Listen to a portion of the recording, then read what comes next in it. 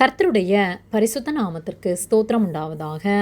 கர்த்தராகிய இயேசு கிறிஸ்துவின் நாமத்தில் உங்களுக்கு கிருபையும் சமாதானமும் உண்டாவதாக. இந்த நாளுக்குரிய தியானத்திற்கான தேவ வார்த்தை ஏசாயா அதிகாரம் 48 வசனம் 17. இஸ்ரவேலின் பரிசுத்தராயிருக்கிற உன் மீட்பரான கர்த்தர் சொல்லுகிறதாவது, பிரயோஜனமாயிருக்கிறதை உனக்கு போதித்து நீ நடக்க வேண்டிய வழியிலே உன்னை நடத்துகிற உன் தேவனாகிய கர்த்தர் நானே. பிரியமானவர்களே, கர்த்தருடைய பிள்ளைகளாகிய நாம் நம்முடைய வாழ்க்கையில் தோல்வியோடு கவலையோடு இந்த சூழ்நிலையை எப்படி மேற்கொள்வது என்று தெரியாமல் நாம் வாழ்ந்து கொண்டிருக்கின்றோமா?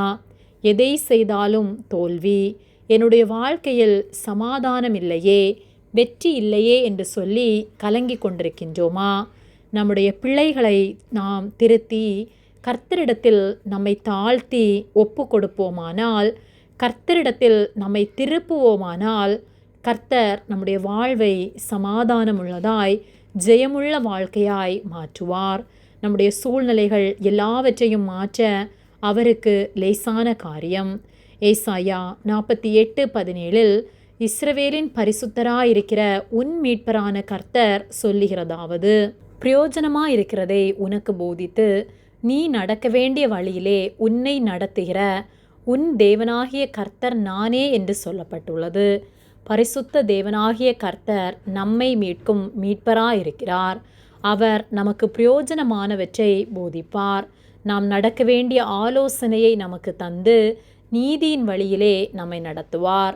பிரயோஜனமற்றதை நம்முடைய வாழ்க்கையிலிருந்து எடுத்து பிரயோஜனமானவற்றை அவர் நமக்கு போதித்து நடத்தும்போது அவருடைய ஆலோசனை நம்மை ஜெயமுள்ள வாழ்க்கைக்கு நேராக நடத்தும்.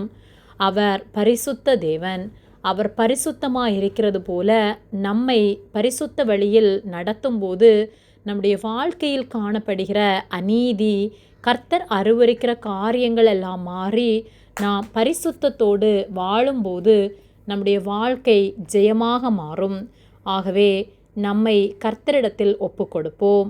அவர் நடத்துகிற வழியில் நாம் நடப்போமானால் பிரயோஜனமற்றதை நம்முடைய வாழ்க்கையிலிருந்து எடுத்து போட்டு பிரயோஜனமானவற்றை நாம் செய்யும்போது நம்முடைய வாழ்க்கையை கர்த்தர் ஆசீர்வதிப்பார். நாம் சமாதானத்தோடு வாழ கர்த்தர் நமக்கு உதவி செய்வார். ஆகவே கர்த்தருக்கு கீழ்ப்படிந்து அவர் ஆலோசனைகளின்படி நடப்போம். கர்த்தர் நம் ஒவ்வொருவரையும் ஆசீர்வதிப்பார். ஆமேன். ஜெபம். எங்களை அதிகமாக நேசித்து வழிநடத்தி வருகிற எங்கள் அன்பின் பரிசுத்த பிதாவே, இந்த நாளையும் நாங்கள் காணும்படியாக நீர் எங்களுக்கு ஜீவனை தந்து தயவு பாராட்டி எங்களை பாதுகாத்து பராமரிக்கிற உம்முடைய அன்பிற்காக நாங்கள் உமக்கு நன்றி செலுத்துகின்றோம். நாங்கள் தியானித்த வார்த்தையின்படியே நாங்கள் ஒவ்வொரு நாளும் உமக்கு உண்மை உள்ளவர்களாய் நீர் நடத்துகிற வழியிலே நாங்கள் நடக்க எங்களுக்கு உதவி செய்யும்படியாய் ஜெபிக்கின்றோம். நீர் எங்களோடு கூட இருந்து எங்களை போதித்து பிரயோஜனமானவற்றின்படி நடக்க எங்களுக்கு உதவி செய்வதற்காக நாங்கள் நன்றி செலுத்துகின்றோம். எங்களை உம்முடைய கரத்திலே ஒப்பு கொடுக்கின்றோம். இயேசுவின் நாமத்தில் ஜெபிக்கின்றோம் பிதாவே. ஆமேன். கர்த்தர் உங்களை ஆசீர்வதிப்பாராக.